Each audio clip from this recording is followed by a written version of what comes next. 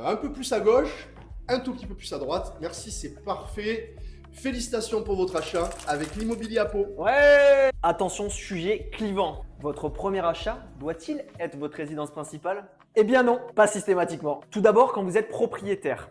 Le gros point positif, bien évidemment, c'est d'amortir tous les mois et de ne pas jeter son argent par les fenêtres. Deux points non négligeables, vous vous sentez chez vous, vous décidez de la déco et de la rénovation éventuellement que vous allez y faire. Très pratique, vous êtes exonéré de la plus-value sur votre résidence principale.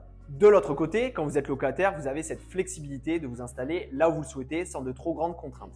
Vous avez là aussi beaucoup moins de frais d'entretien et vous avez cette tranquillité d'esprit puisque c'est le bailleur qui s'occupe des gros travaux. Troisième point, ce n'est pas parce que vous êtes locataire que vous ne pouvez pas acheter à côté. En finalité, tout dépend de où vous vivez. Vous vivez dans une grande métropole, Paris, Bordeaux, Lyon.